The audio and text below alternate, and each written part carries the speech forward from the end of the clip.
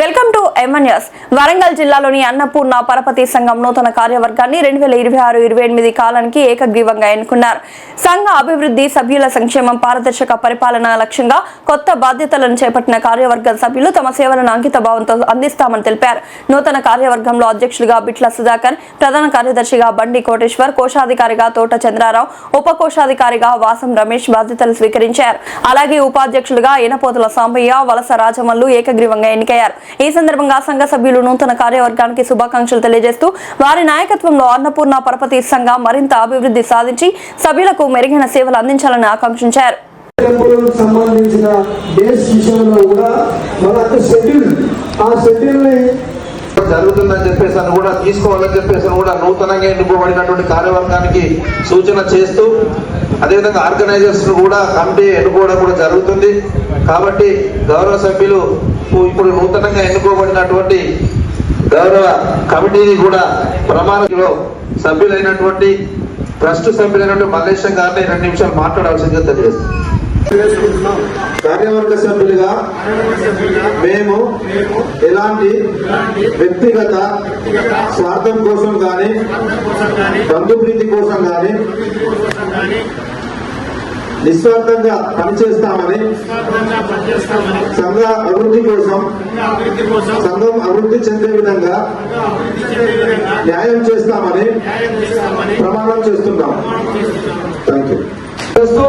చాలా మంది ఈ కార్యవర్గంలోకి వస్తే బాగుండు, తీసుకుంటే బాగుండు అనేది కొంతమంది అనుకుంటున్నారు.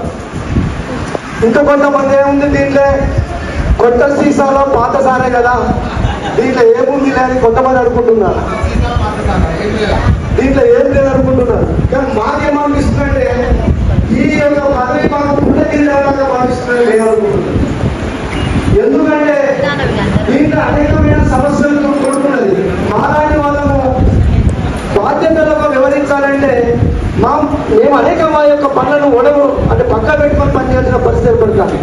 అయితే దీంట్లో ఖచ్చితంగా మన యొక్క తీగల శ్రీనివాస్ గారు, ఎస్ రవి గారు, మిగతా వాళ్ళు కోరినట్టు ఖచ్చితంగా ఈ యొక్క మీరు కోరిన విధంగా మీ యొక్క ఆమోదం మేరకు అధ్యక్షులుగా ఉపాధ్యక్షులు ఎట్లయితున్నారో ఈ యొక్క కార్యవర్గం ఆలోచించి వాళ్ళకు ప్రమోషన్స్, కార్యవర్గ సభ్యులుగా ఆర్గనైజర్లు ఉన్న వాళ్ళకు ఏది ఇవ్వాలి ఏం కదా అనేది అంతర్లీనంగా ఉన్న వాటిని వాళ్ళు డెవలప్ చేసుకోవడం కోసం మనం ఖచ్చితంగా అట్లా తీసుకుంటారని మీకు హామీ ఇస్తున్నాము.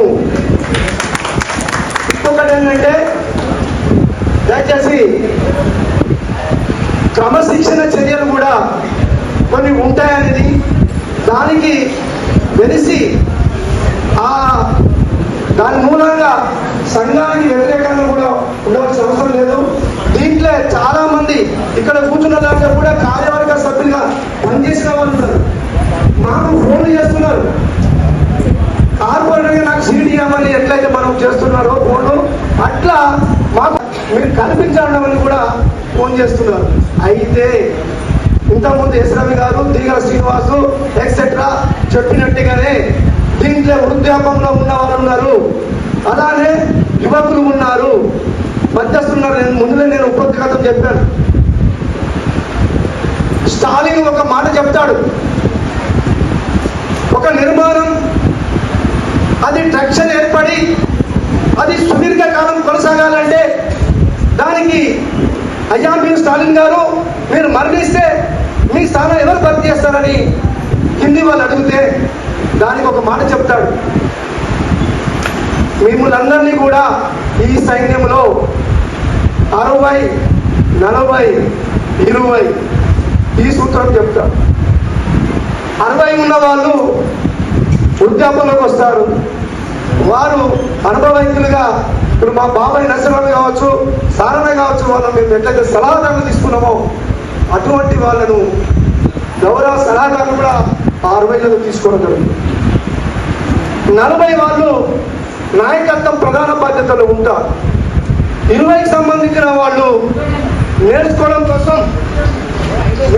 కోసము వాళ్ళను కూడా తర్ఫీదు పొందడం కోసం, ఈ సంఘాన్ని భవిష్యత్తులో వాళ్ళు కూడా నడిపించడం కోసం కూడా వాళ్ళంటి వాళ్ళని కూడా తీసుకోబడదని చెప్పి